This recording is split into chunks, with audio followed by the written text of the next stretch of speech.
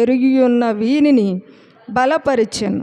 ఆయన వలన కలిగిన విశ్వాసమే మీ అందరి ఎదుట వీనిని ఈ పూర్ణ స్వస్థత కలగచేసెను. హల్లెలూయా. దేవాలయంలో పేతురు యోహానులు దేవాలయంలోనికి ఎక్కి వెళుతున్నారు. ద్వారమునొద్ద ఒక కుంటివాడు కూర్చున్నాడు, భిక్షం అడిగాడు. పేతురు యోహానులు ఏమీ ఇవ్వలేకపోయారు. మా దగ్గర వెండి బంగారములు లేవు, నజరేయుడైన యేసు నామమున లేచి నడువు అని పుట్టినది మొదలుకొని నడవని ఒక పుట్టు కుంటివానిని యేసు నామములో లేపారు. హల్లెలూయా. ఆ పుట్టు కుంటివాడు లేచి నిలబడ్డాడు, నడిచాడు, పరిగెత్తాడు, గంతులు వేస్తూ దేవాలయంలోనికి వచ్చాడు. హల్లెలూయా చెబుదాం. ఎన్నడూ వాడు లోపలికి రాలేదు. ఎప్పుడైతే యేసు నామమున స్వస్థత పొందాడో అప్పుడు వాడు దేవుని మందిరంలోనికి వచ్చాడు. ఇది చూసిన అందరూ, ఎలా నువ్వు స్వస్థత పొందావు? అరే, నువ్వు ఆ గుమ్మం దగ్గర కూర్చునేవాడు కదూ, నువ్వెలా లేచి నడుస్తున్నావు? నువ్వు ఎలా పరిగెత్తగలుగుతున్నావు? నువ్వెలా మందిరంలోకి రాగలిగావు అని అందరూ వాడిని ప్రశ్నల వర్షం కురిపిస్తున్నారు. పేతురు లేచి సమాజ మందిరం ఎదుట నిలబడి దేవుని సువార్త ప్రకటించడం మొదలుపెట్టాడు. హల్లెలూయా. అప్పటి వరకు పేతురు చాలా భయపడ్డాడు. ఆయన ముందు నుంచే తొందరపాటు ఎక్కువ, భయం కూడా ఎక్కువే. ఎందుకంటే యేసయ్య నీళ్ళ మీద నడుచుకుంటూ వస్తుంటే ధోనిలో ఉండి అమ్మో భూతం, అమ్మో దెయ్యం అని అరిచింది మొదట పేతురే కదా. భయపడిపోయారు అందరూ, శిష్యులందరూ భయపడిపోయారు. అంటే భయము ఎక్కువే, తొందరపాటు కూడా ఎక్కువే. అలాంటి పేతురు ధైర్యము వహించి యేసుక్రీస్తు యొక్క మరణ పునరుద్ధానాల గురించి సాక్ష్యం చెప్తూ సువార్త ప్రకటించడం మొదలుపెట్టాడు. హల్లెలూయా. పేతురు ఎప్పుడైతే సువార్త ప్రకటించడం మొదలుపెట్టాడో చాలా అందరూ ఏకాగ్రతగా వినడం మొదలుపెట్టారు. ఎందుకంటే ముందే కదా పుట్టుకుంటోడు స్వస్థత పొందడం, అందరూ వాడిని ప్రశ్నల వర్షం కురిపించడం, అందరూ నీకు ఇది ఎలా జరిగింది, నీకు ఇది ఎలా జరిగింది అని అడగడం, అందరూ కూడా ఈ కార్యం మీద మనసు పెట్టేసి చూస్తుంటే పేతురు, ఎందుకు మీరు అలా ఆశ్చర్యపోయి చూస్తున్నారు? హల్లెలూయా చెప్పండి. జీవాధిపతి అయిన దేవుడు యేసు ప్రభువుని మహిమపరిచెను. హల్లెలూయా చెబుదాం. యేసుక్రీస్తు ప్రభువు మహిమపరచబడే దేవుడు. ఆమేన్ చెప్పండి. అయితే వీళ్ళు ఏమంటారంటే, అబ్రహాము, ఇస్సాకు, యాకోబులని దేవుడు యెహోవా యేసుని, ఆయన నామమును ఘనపరచెను, మహిమపరచెను, మృతులలో నుండి లేపెను. పిలాతు విడిపిద్దాము అనుకున్నాడు, కానీ యేసుకు బదులుగా హంతకుడైన వారిని మీరు కోరుకున్నారు అని ఈ పేతురు జరిగిందంతా చెప్తున్నాడు. హల్లెలూయా. అంతే కదా. యేసు ప్రభును పిలాతు దగ్గరకు తీసుకొస్తే పిలాతు అడిగాడు, నువ్వు రాజువా అని. ఏమన్నాడు యేసయ్య? నువ్వన్నట్టే అన్నాడు.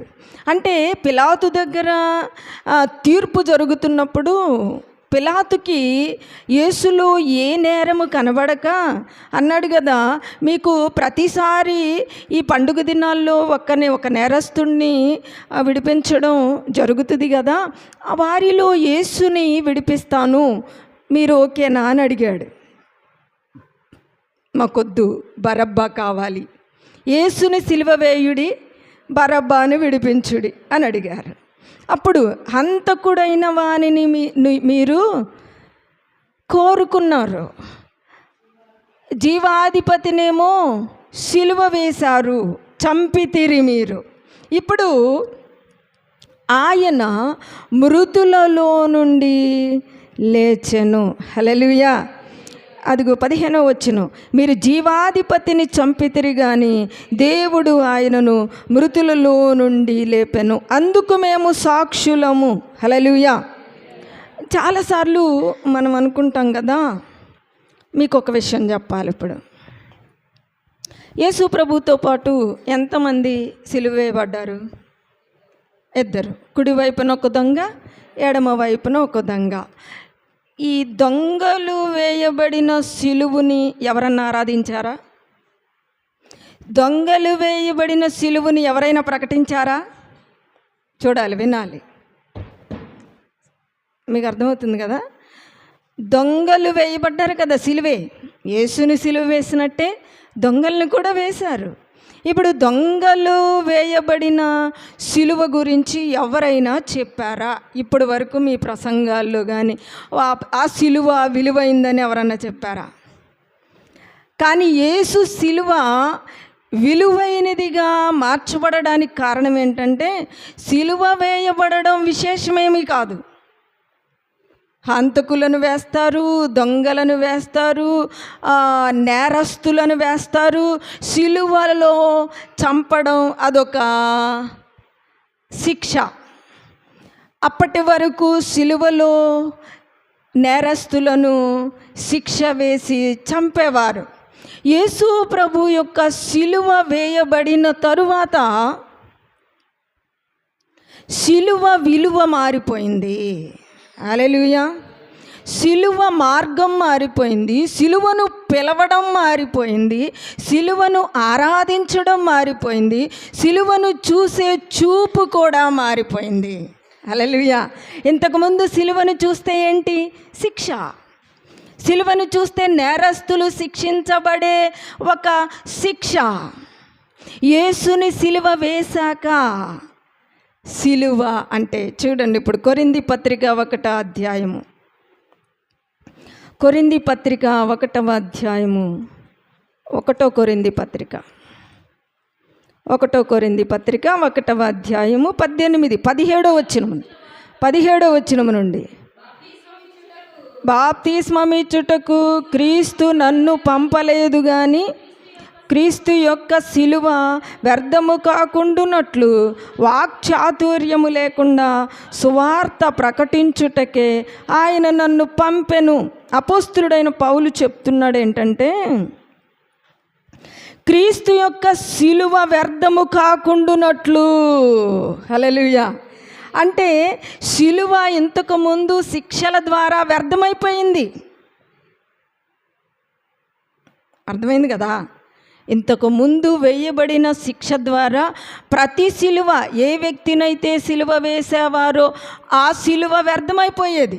చచ్చిపోయిన వాళ్ళతో పాటే సిలువ కూడా పడిపోయేది, మొక్కలైపోయేది, మట్టి అయిపోయేది, మట్టిలో కలిసిపోయేది. చెక్క కదా. కానీ యేసు ప్రభు వేసిన సిలువ వ్యర్థము కాకుండునట్లు. హల్లెలూయా, హల్లెలూయా, హల్లెలూయా. యేసు క్రీస్తుని వేసిన సిలువ, క్రీస్తు యొక్క సిలువ వ్యర్థము కాకుండునట్లు వాక్చాతుర్యము లేకుండా సువార్త ప్రకటించుటకే ఆయన నన్ను, పౌలు చెప్తున్నాడు, సిలువను ప్రకటించడానికి. ఆమేన్. ఇంతకుముందు వేయబడిన సిలువల గురించి కానీ, యేసుక్రీస్తుతో పాటు వేయబడిన 2 దొంగల సిలువలను గురించి కానీ ప్రకటించడానికి మేము రాలా. ఆమేన్. యేసు వేయబడిన సిలువను గూర్చి సిలువను తర్వాత 18వ వచనం, సిలువను గూర్చిన వార్త నశించుచున్న వారికి వెర్రితనము కానీ రక్షింపబడుచున్న మనకు దేవుని శక్తి. ఆమేన్. హల్లెలూయా. సిలువను గూర్చిన వార్త నశించే వారికి వెర్రితనం. ఎందుకని? సిలువను